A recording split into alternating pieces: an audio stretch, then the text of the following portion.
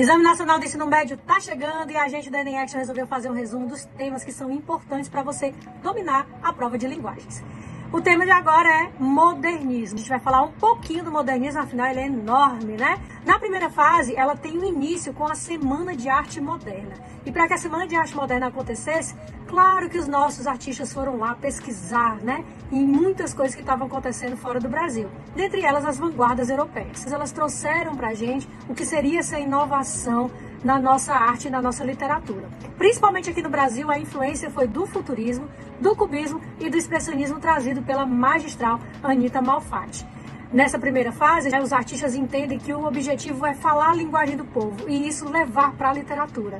Então, a língua do povo, porque como diz o próprio Oswald de Andrade, que é a língua falada no Brasil, que é a língua da rua. Então, ela precisava estar no texto também, ok? E aí a gente tem, além do Oswald de Andrade, a gente tem o Mário de Andrade, que nos presenteia com Macunaíma, que é uma das obras, assim, interessantes e cheia de elementos que a gente pode analisar linguisticamente, é claro, e literariamente. Na segunda fase do modernismo no Brasil, ela não vai esquecer as grandes conquistas da primeira, ela vai consolidar a primeira fase, mas também vai trazer elementos ainda do passado, como, por exemplo, o uso do soneto pelo Vinícius de Moraes. E essa segunda fase, pessoal, é uma fase de o que eu costumo dizer de posição histórica, né? Os artistas precisaram se posicionar ao que estava acontecendo no Brasil e no mundo. Era o período da ascensão do nazismo e do fascismo, a guerra também em 45, em 29 a gente teve a quebra da Bolsa de Nova York, e tudo isso interferiu na nossa economia e, é claro, não só no Brasil como no mundo. Então os artistas precisaram se posicionar. Note bem, uma dica que eu vou dar para vocês. A segunda fase do modernismo no Brasil, a prosa jornalista de 30, ela é também chamada na arte de expressionista. Olha que interessante. A terceira fase, a gente chama de geração de 45, nós temos aí Guimarães Rosa, João Cabral de Melo Neto e a grande Clarice Lispector. Três autores completamente diferentes, mas que estão nessa geração como a geração da pesquisa linguística.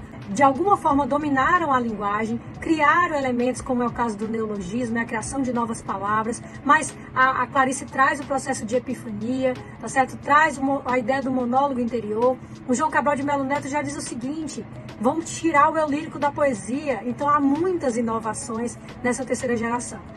Espero que eu tenha ajudado. É um resumo bem rápido, né, do que seria a modernidade e para ajudar vocês no Exame Nacional do Ensino Médio. Até lá! Olá, gente, tudo bem? Então, o Exame Nacional do Ensino Médio tá chegando, né? E tem uns temas que são bem recorrentes nessa avaliação. Dentre eles, variedades linguísticas. Você já dominou aí as variedades linguísticas? Vai arrebentar no Exame Nacional do Ensino Médio? Vamos começar por uma variedade muito legal e que tem recorrência no Brasil inteiro. A variedade geográfica ou variedade regional, também chamada de diatópica. Essa variedade tem relação com as expressões que são muito características das regiões do país. Por exemplo, você lembra quando o Gil do Vigor disse que não perderia para basculho? Pois é, isso é uma variedade regional, tá certo? E que em outra região do país, no sul, por exemplo, poderia ter outro significado e teria outro significado. Não existe o que é certo e o que é errado. Existem variedades, mas a gente também tem outras variedades linguísticas. Por exemplo, a gente tem uma variedade histórica. Muitas expressões que eram utilizadas há muito tempo, hoje não são mais. E algumas são resgatadas. Por exemplo, quando você está lendo a obra do Machado de Assis, em algumas obras aparece a expressão as horas da Ave Maria. A gente não usa rotineiramente essas palavras, mas ela existe. O que seriam as horas da Ave Maria? Quer dizer que aí a ação está acontecendo às 18 horas. Existe inclusive uma música do Luiz Gonzaga em que ele fala: quando batem às 6 horas de joelhos sobre o chão, o sertanejo reza a sua oração, que são as Ave-Marias. E aí a gente tem uma variedade histórica, e aí quando eu citei Luiz Gonzaga, é claro que a gente tem uma variedade regional também, somando as duas. Mas a gente tem outras variedades também. Dentre elas a gente tem as variedades sociais, que também são chamadas de diastráticas, certo? Essas diferenças linguísticas acontecem principalmente em alguns grupos, por exemplo, de advogados, né? Nós da letras, aí tem relação direta com os jargões. Por quê? Porque tem relação direta com um grupo específico. Então, as palavras que são utilizadas naqueles grupos têm relação social. E, é claro, também tem diferenças entre pessoas que estudaram um pouco mais, então elas já vão utilizar outras expressões. A gente também tem a variação diafásica, que é uma variação estilística, tá certo? E ela vai se modificar de acordo com com o público-alvo, com o público de contato. Então, essa variação estilística, ela tem relação direta com o contexto comunicativo. Dependendo do contexto em que eu estou, eu vou mudar a forma como eu falo alguma coisa, porque o meu objetivo é a comunicação, certo? O meu objetivo, no final, é fazer com que o meu público entenda o que eu estou falando. Espero que você tenha compreendido rapidinho esse resumo e a gente torce por você no Exame Nacional do Ensino Médio. Beijão! Aí, me disse teu roupa para te marcar na postagem? Você já deve ter ouvido falar sobre isso, né?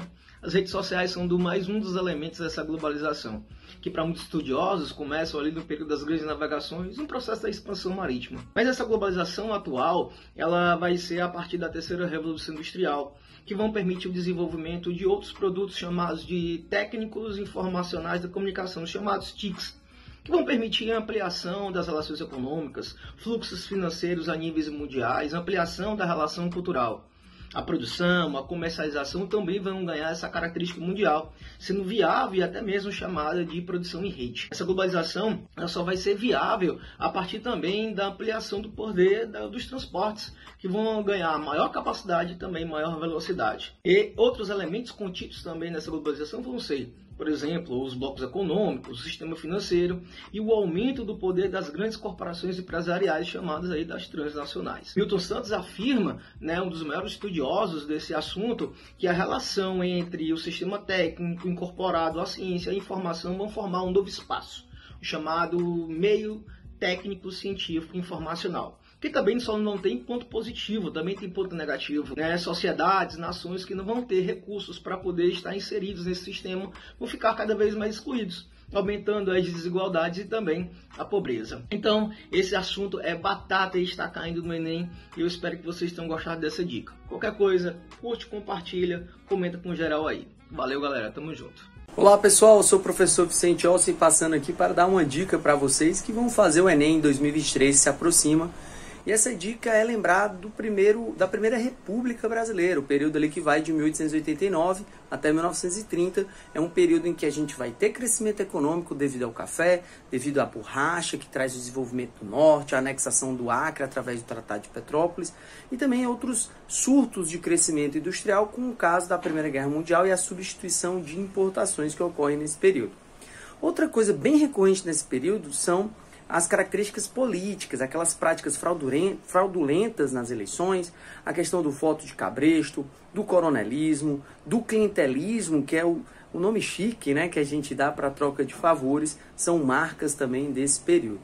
E outra coisa muito cobrada desse período, até porque houve mudança na política, mas não tivemos mudanças na sociedade, é a questão da manutenção da exclusão dos povos marginalizados, o que leva a revoltas.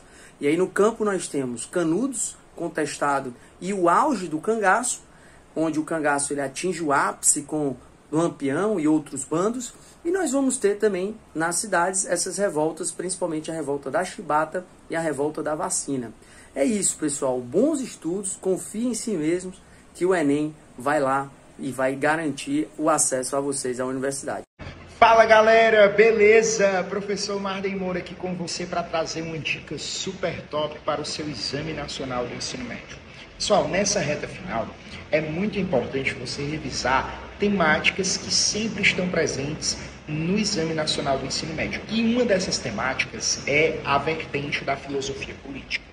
É muito importante você analisar como se desenvolve a filosofia política de Platão e de Aristóteles, a forma de governo que Platão defende, chamada de sofocracia, a doutrina do sábio rei ou do filósofo rei.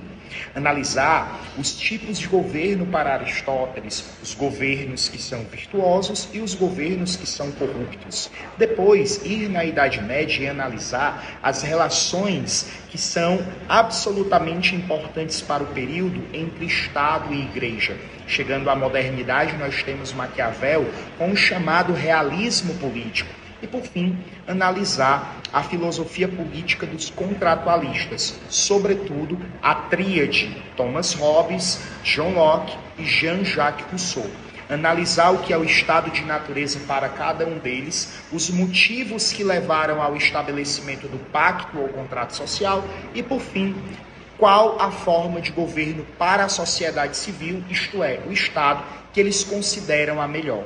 Tenho certeza que fazendo uma revisão sobre esses temas, você vai encontrá-los e se dar muito bem na prova do dia 5 de novembro do Exame Nacional do Ensino Médio. Beijo no coração, querido Enenzeiro, e a gente sempre se encontra no próximo vídeo. Valeu! Fala galera, vocês já ouviram falar sobre os problemas ambientais, né? Mais especificamente sobre as mudanças climáticas. Esse assunto ele é um dos mais cobrados no Enem, principalmente para poder entender o impacto da sociedade na natureza. O ponto inicial desse período vai ser com a Revolução Industrial, quando a sociedade ela vai exercer mais pressão sobre a natureza.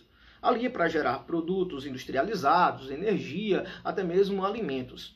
Acompanhado desse processo vem queimadas, desmatamento, aumento do consumo de combustíveis fósseis, ali a exemplo do petróleo, carvão mineral e gás natural, capazes de provocar os chamados gases de efeito estufa. Esse gás ali responsável principalmente por reter mais calor vai causar um efeito extremamente negativo chamado aquecimento global. Uma das consequências desse aquecimento, nós já conhecemos, vai ser o derretimento das calotas polares de maneira mais intensa, aumentando o nível dos mares e causando pressão principalmente sobre cidades litorâneas e até mesmo ilhas que são ocupadas por diversas sociedades. Nós já chegamos a ter agora mais evidente os chamados refugiados climáticos.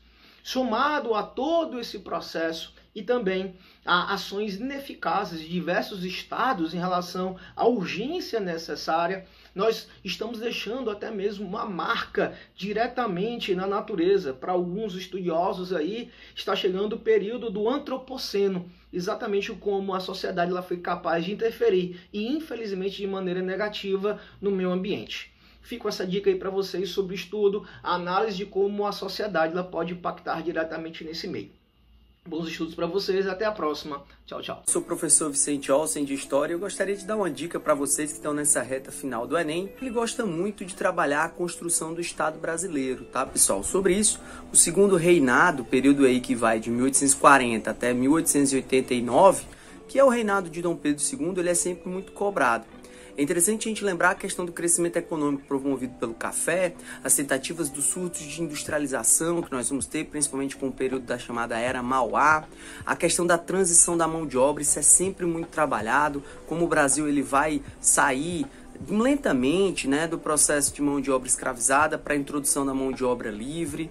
Então isso tudo sempre é muito trabalhado pelo Enem, inclusive com a mão de obra imigrante chegando. Afinal, o negro, o imigrante, ele faz parte desse processo da construção do nosso Estado Nacional.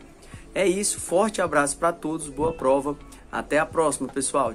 Fala, galera, beleza? Professor Marden Moura aqui com você para trazer mais uma dica, dessa vez na área de ciências humanas. Não pode ir para a prova sem dar uma revisada na parte do mundo do trabalho.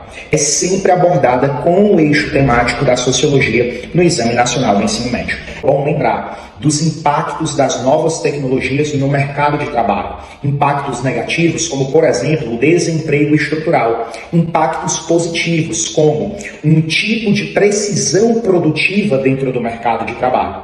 Também é sempre bom você lembrar que a questão relativa ao direito e à sociedade estão presentes na prova do Exame Nacional do Ensino Médio. E quando nós falamos em direito e em sociedade, nós precisamos lembrar do papel do Estado na criação de políticas públicas, fazendo, por assim dizer, que haja em toda a jurisdição estatal uma ampliação da cidadania, principalmente para as minorias. Minoria aqui não é minoria quantitativa, são aqueles grupos historicamente excluídos e que sofrem desigualdades de várias ordens. Pega essas dicas, revisa e você com certeza vai encontrar temáticas relativas a isso que nós abordamos na prova do próximo domingo. No mais, te desejo uma excelente prova, muita concentração, muito estudo e um excelente Exame Nacional do Ensino Médio. Beijo no coração!